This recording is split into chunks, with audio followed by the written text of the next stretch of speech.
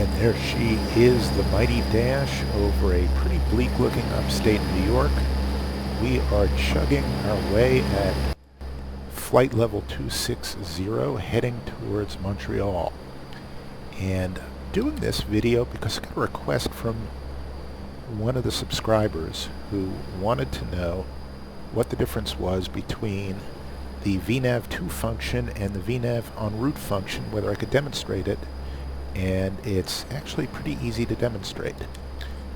The Dash, as you might or might not know, is not the world's most sophisticated airplane. You can't merely set in a route and then click on LNAV and VNAV and then just have it climb and descend and turn and drop and land you any which way. Instead, you have to take a slightly more active role in it. But once you get acquainted with the FMS, it's really not that hard. The only thing you have to remember is that these do not control themselves. So you're going to have to manage your power on the way up, on the way down, no matter what you do. And when you do manage your power, you're also going to have to manage your rudder trim, which I'll do right now.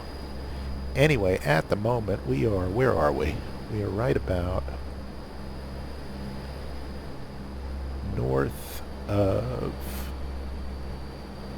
we are north of airports I don't recognize, and we are just shy of others I don't recognize either, except I know that this is northern Vermont right here. So what we're going to be doing is we are going to be flying just a bit to the west of the city. We're going to be coming in. This is all convoluted. Let me just delete some of this. What we're going to be doing is we're going to be flying direct to out to right about here. So we're skipping Plattsburgh. We're going straight to Miglo, which is right here. And we're going to be working our way in on the Habs 3 arrival, which is named after Les Habitants, which are the Canadians, the Montreal Canadiens. So let me just delete this waypoint here and delete all this crap here, just so you can get a better idea of the route. And delete that here, clean up the mess I made. We were originally going to come in on the 24s, but the wind shifted around. It's a little snowy there, and so instead we're just going to get rid of all this crap. And, well, it doesn't really matter, but I'm just going to stretch this out here. So we're going to come in more or less this way, and there's Habs. They name their stars after hockey and baseball players. Anyway, and there's the field. Now, getting back to the subject at hand, how do you descend in this airplane? Well, you can, of course, descend manually. You can say, all right, we have to be at, say, Miglo, at a certain altitude, and we've got a certain distance to run. And so you use a pretty simple rule of thumb. You take the number of thousands of feet you have to come down, and you divide by 3. You multiply by 3 for 300 feet for every mile, and that gets you the number of miles out you are, and when you have to start descending. And this is assuming a standard rate descent, which is 3 degrees glide path down. And the way you figure that out is by multiplying your ground speed, which is right here. Just round this up to 300 for a minute. You multiply by 5, or you multiply by 10 and divide by 2, whichever is easier. So let's just say we're at 280, so that's 2800 divided by 2 is 1400. So to get us a 3 degree down, we'd want to be going down at 1400 feet per minute.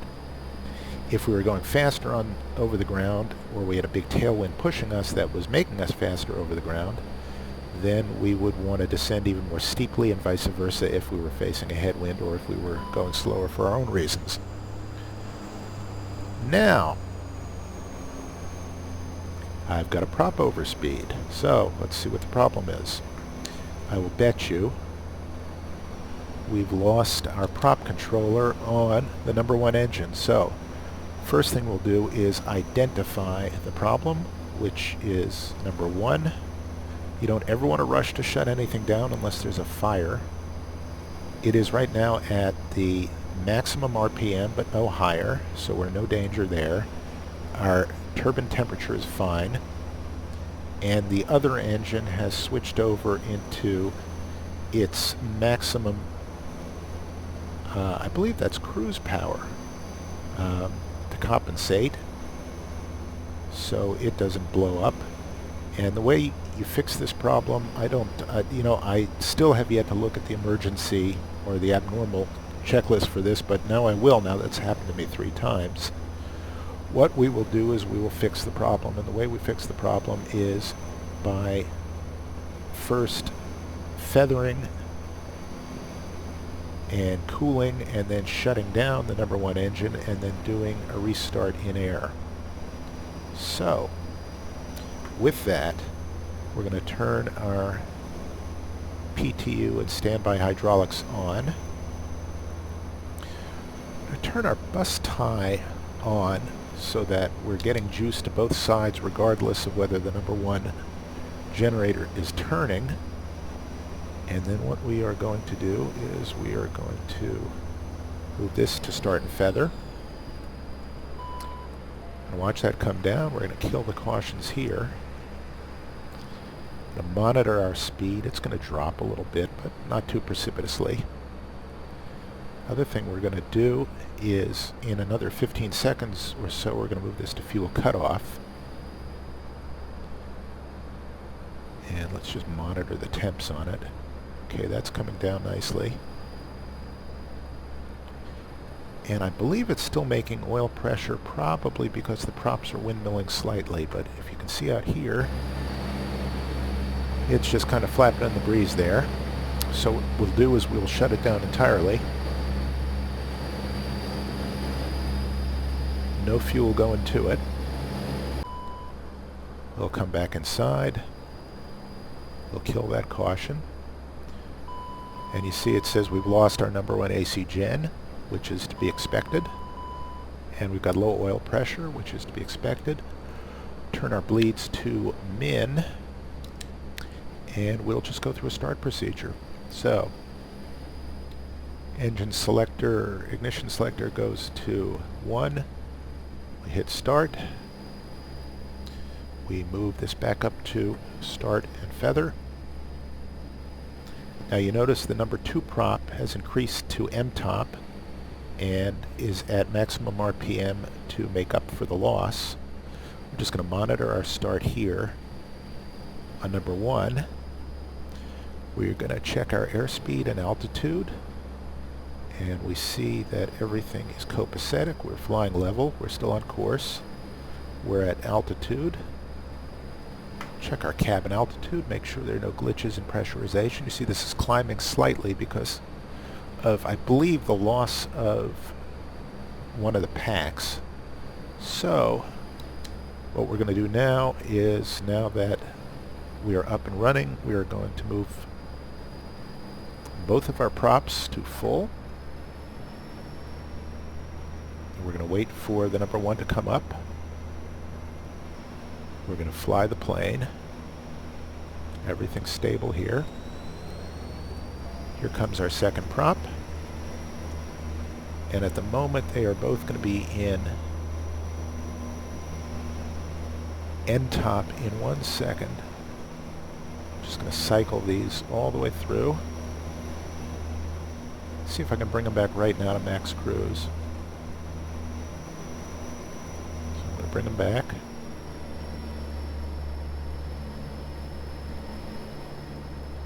One of them's gone to max climb. Let's see if the other one will. I think the way we can get around this is we can move our power levers out of their gates. Move them back up.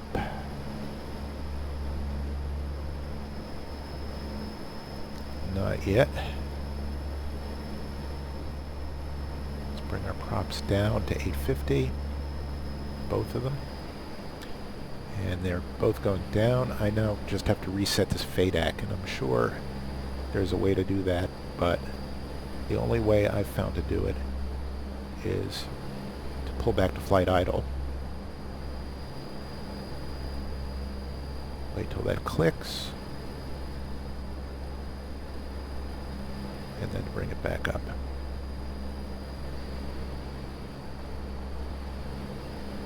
And then hit max cruise, and there we go. Okay. So we're back in business. Anyway, back to the matter at hand. VNAV en route versus VNAV 2 or VTO. Think of it this way. Pop up our FMS. VNAV en route is like basically laying out our route. VNAV 2 is like hitting direct to, choosing it, and going this way or that. It's the vertical equivalent of it. So let's just back out of that. I don't want to change that. But here's how V2 works. It will look for and present and make available to go to any place in your flight plan that has an altitude associated with it. And then we'll let you immediately go there. And it is not going to tell you how to go there at so many thousand feet per minute at a certain point, starting at a certain point up the road a little bit. It's going to assume that you want to go down now. So it's going to calculate how far you have to go, and it will then present you guidance, and you will go down at whatever rate you need to go down at between here and there. So what we'll do is, since I'm incredibly unclear with my verbiage, we're at Miglo, we're on our way to Rito, so let's just say we want to start descending right now to get to Rito at 11,000 feet by the time we get there. So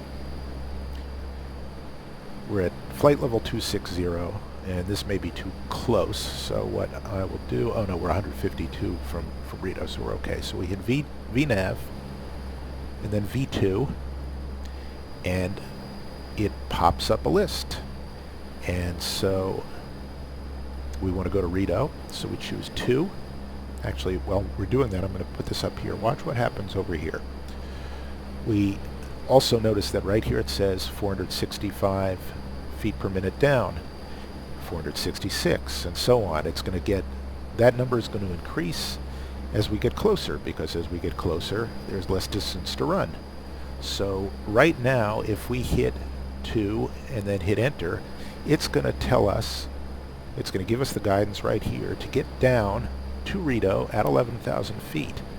And at the moment, it's going to say we're going to need to do it at 473 feet per minute. So I'm just going to hit 2 for Rito and hit enter. And you see, it says we are just slightly below, so it gives us about a mile warning, I believe it is. And watch that V deviation creep up to 0. And in a second, we'll be over it, because we're not going to descend. If I were to go into VNAV mode right now, and I were to spin our altitude down to 11, and now I go into VNAV mode, it will capture that path and it will start taking us down. But I want to cancel that. So I don't really want to go down. I'll hit Alt to capture our altitude again. And I will just bring us up back to flight level 260, and I'll cancel this message which says we've disconnected the VNAV. So that's how you do V2. It basically is just a way of saying I want to go down right now, and how do I get there? So let me just spin us back up to 260, and vertical speed to get there,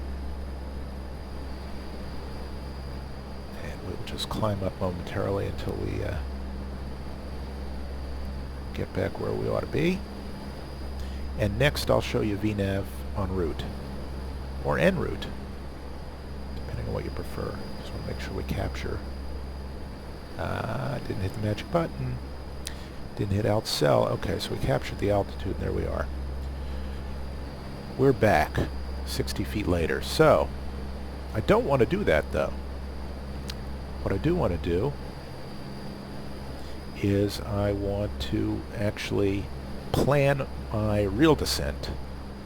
And again, I think it's going to be Rito where I want to go. So what you do is you just, from the flight plan, hit VNAV, choose whatever point you want. So if we wanted to make it Exalta, hit 4. But we don't. So let's just return. We want Rito. So choose Rito, 2. And now we'll say we do not want to be offset. We don't want to start, 2 miles in advance. If we had 2, that would put us 2 miles before it. We don't. Back out of that. We'll just hit enter for that. We do want to be at 11,000 feet. And do we want to be at 1,800 feet per minute? Let's find out. What I'm going to do is I'm going to hit enter, and then I'm going to look at the glide path it suggests that I'll be using to go down at 1,800. And I want something for passenger comfort around 2.5–3%. I also want it because in the event that I'm doing what's called a continuous descent arrival, where you're basically just getting yourself on a glide path from cruising altitude almost on down to where you intercept the glide slope, then it doesn't hurt to just be on a continuous path that's very similar to the one you'll be flying all the way to the ground, because it's very much easier to get stable. You don't really have to reconfigure. You can get yourself in that nice comfy 3-degree glide, get your power set the way you want. You can introduce drag as you need, and everything will be Jake, and you have a whole lot less knob twiddling and yoke pulling to do. But that's the ideal more than anything else, because in a busy airspace, especially in North America instead of in Europe, where they're doing a lot more of these CDAs, they basically will vector you off somewhere, level you off somewhere, step you down somewhere, and then turn you onto an intercept for the localizer. So you don't get as much of a chance to do it, but these approaches are all going to be coming into vogue because they use less fuel. You don't have to get back on the power and come off the power and get back on the power and throw out flaps and drag and fight it the whole way down. You can basically just glide on down to the runway almost. So 1,800 feet per minute, and hit enter, and it going down to 1,800 feet per minute will give us about a 3.7 degree down, and that's a little bit precipitous, so let's just twiddle with it and make it 1,700 and see how the number changes. 3.48. So we'll make it 1,500 feet per minute down. And there, that's a more reasonable descent. I mean, you can make it anything you care to. If you have to get down in a hurry in this plane, if you really need to, you can roll off the power, move the props to full, throw out your gear, throw out flaps, and point it at the ground. And as long as you keep it above your flaps max speed, you can go down at 6 or 7 or 8 degrees. It just will scare the poo out of your passengers, but if you need to do it, you can do it. And certainly if you depressurize, you would need to get down very, very quickly, and you can in this plane. So, and you can even get down quickly and at a reasonably slow speed. When you descend for pressurization problems, generally speaking, you don't mind it if you just push it right up to the barber pole and get yourself down as quickly as possible. Never mind how fast the airspeed is, as long as it's within, structural limits. On the other hand, if you're in some kind of airspace where you've got speed restrictions as well as altitude restrictions, and you get what's called a slam dunk arrival, where ATC might keep you high for a variety of reasons and fairly fast until pretty late in the whole show.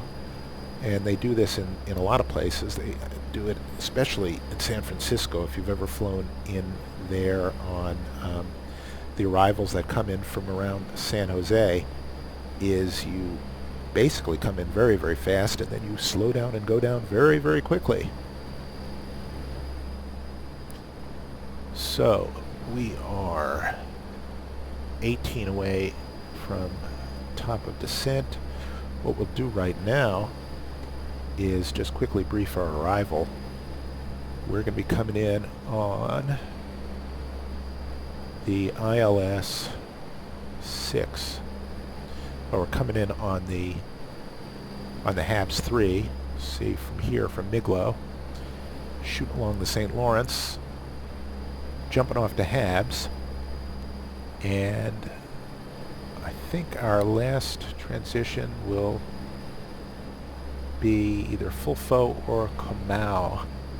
But let's just go into our arrival for runway 6L, and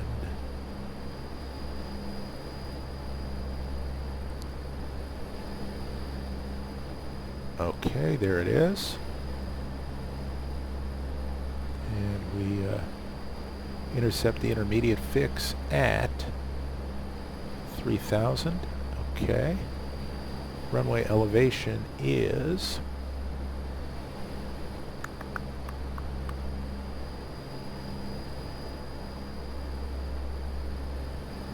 I'm not used to reading. These are Lufthansa. These are Lido charts that Navigraph uses, and I'm used to the FAA charts or the Jepson charts, and these things always baffle me. Okay, there's our min, which is 100 feet, because we can do a Cat 2 approach, and we'll set up for that just in case. There's the runway heading. There is not the localizer frequency. Where is the localizer frequency? This is very annoying. ATIS tower, ground, VOR. Oh, you know what? Maybe that is the localizer frequency, 109.3. And now touchdown zone elevation. Where is that? God, this is annoying. It's mainly because I'm unfamiliar with this. This has nothing to do with this being a good or a bad plate. It's just nothing is where I expect it to be, and that's my own fault, so apologies. We'll dick around with this. I can't even find field elevation. Alright, well, in the meantime, it's 109.3 and it's 057, so let's just get that in while we still can.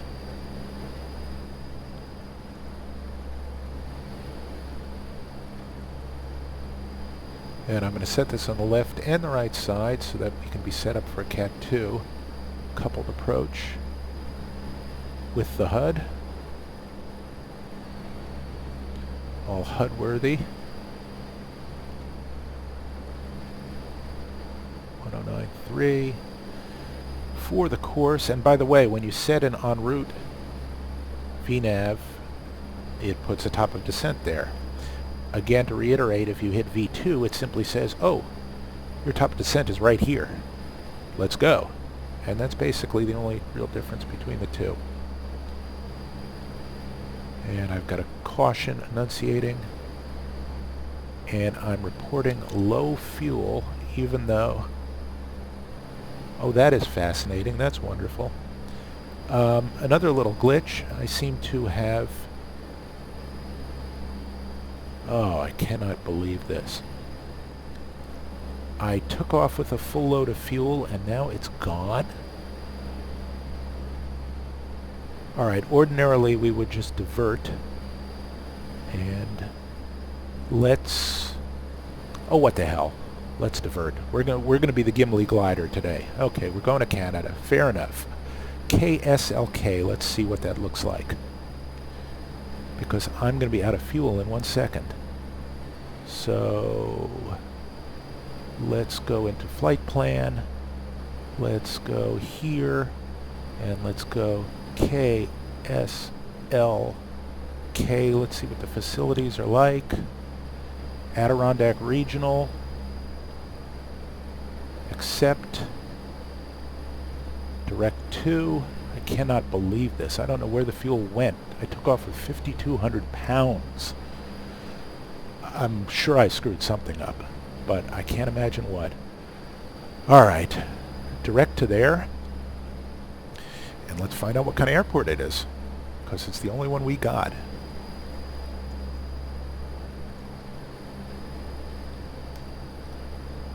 Oh, this is turning into less fun than I thought. KSLK.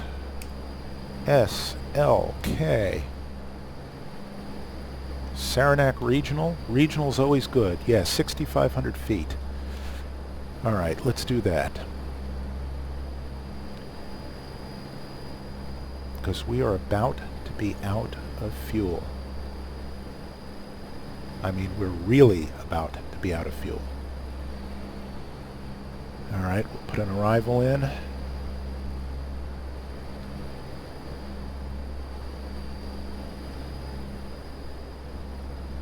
KS, this will give us some vectoring.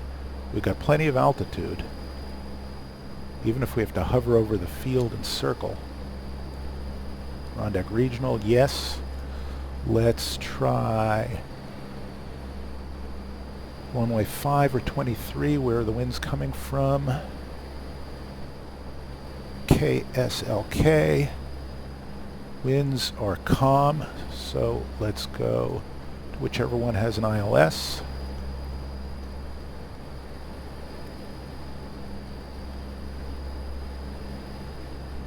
Or 23. Let's go to, we're coming from, whoa, let's do 5. We'll only have to make a slight turn. Alright, hit enter, and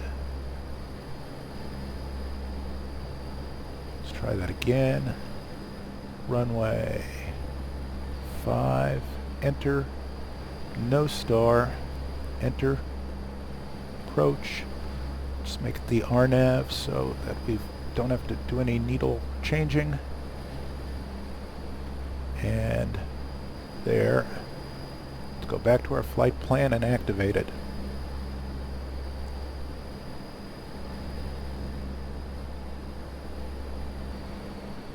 Alright, we'll go direct to Cheney. 6. Boom. Alright, that's going to put us on a long downwind leg. Going to arm the approach. Let's see how much we have to run. Now you remember I said we can get down very, very, very, very quickly? Let's do that right now.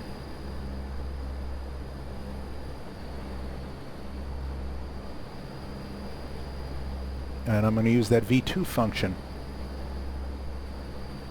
First, let's put us into a descent. Let's move our props forward.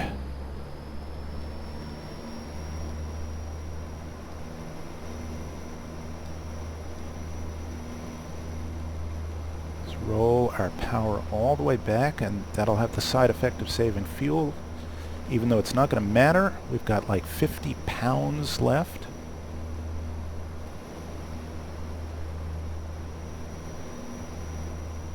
Alright, how far to Cheney?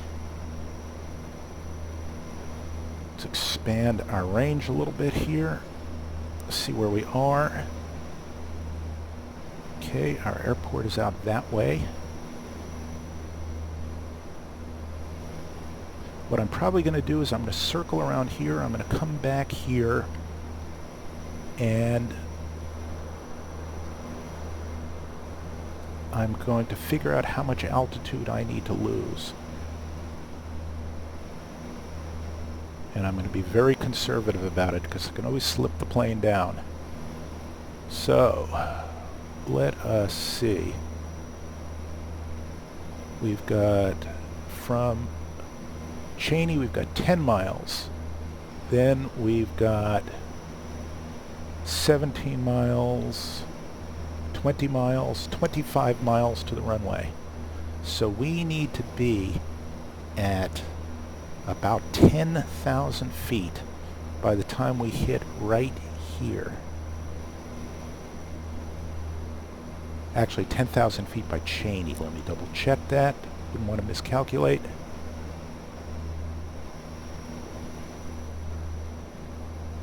As long as we're higher than about 10,000 feet at Cheney. Let's see, from Cheney, 10, 17,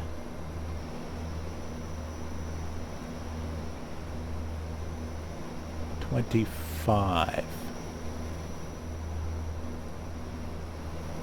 All right. Here goes nothing, because we are almost out of fuel. Let's go into nav. I will activate the approach in a second. It's already armed.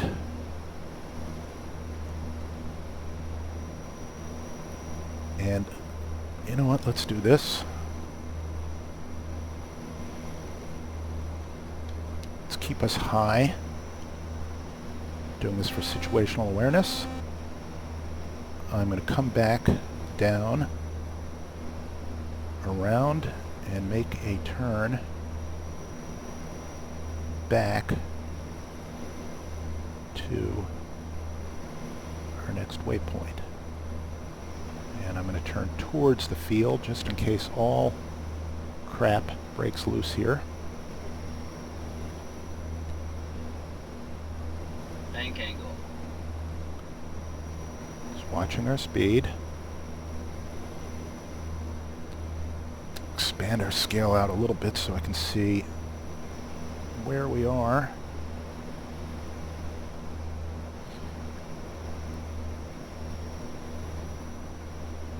So I'm basically turning us onto a base leg here. Okay, there's our airfield out over there. And I'm just going to maintain a little bit of altitude while I still can, because I can always come down fast again.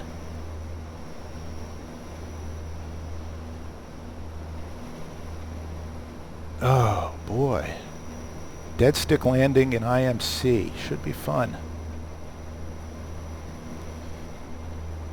Alright, that's about as low as I dare to come down because we're about to lose power. And I'm going to cut this approach a little bit short, because I want to be over something that resembles field.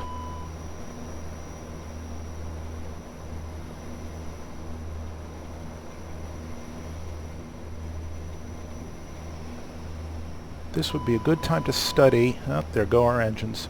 Alright. This would have been a good time to study my best rate of descent.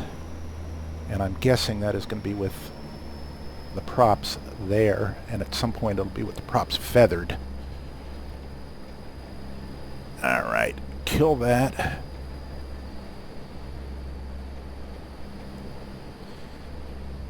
I'm going to activate our approach. Yep, I know. I'm above altitude. That's fine. It says no intercept. That is fine too. I'm going to use this for lateral guidance. And I have not checked to see if there is any obstacle around. So we're going to also find out about that. The other thing we'll do, well, I'm going to keep my gear. No. You know what? Well, I still have hydraulics. I'm going to bring the gear down, because if I don't, I'll have to manually crank it down, and I will not be able to do that in the limited time I've got to come down. So, hitting a little turbulence.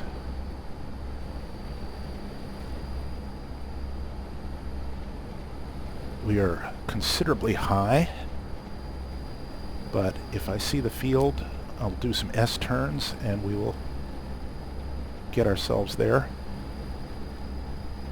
Looks like we lost one engine already.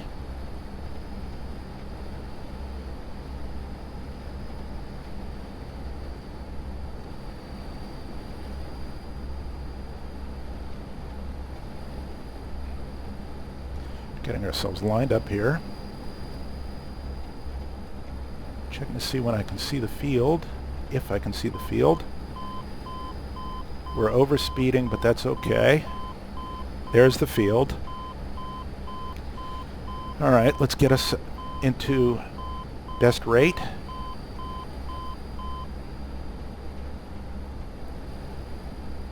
Do I still have hydraulics? Now remember, once we become a glider, there's really... you can't stretch a glide by pulling up the nose. So you just have to take what you get. Which in this case is turbulence. Lots of it.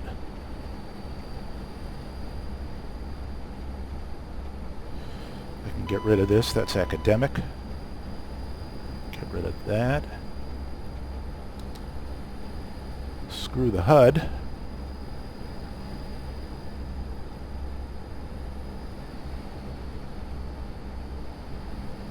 Do we have any power?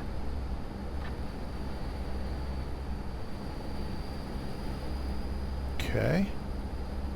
We're down to 35 pounds of fuel. And none in the other tank.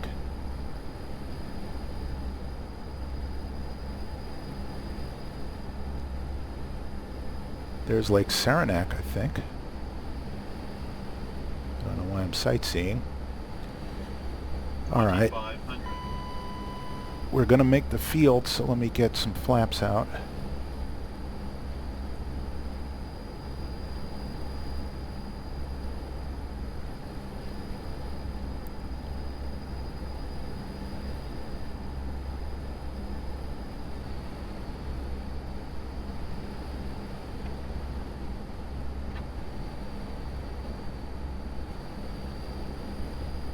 Matter of fact, we'll have to do a little slipping, which we can certainly do. This isn't going to be pretty. Actually fast. And I believe we've lost an engine. Too low. Terrain. Yeah, I don't care. 500. There we go. A little high. Gonna slip it a little more. Sink rate. Yep. Pull up. Okay, we'll pull up. And it's going to be a long landing, but it's the only one we got. 50, 40, 30, 20, 10. And very hard on the brakes.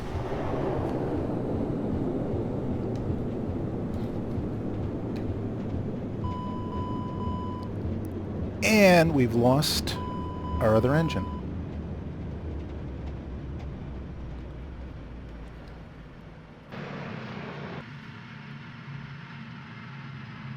Look at that. Look at that. We have landed with every ounce of fuel gone. All right, well, I don't know how that happened, but you can't say it wasn't fun.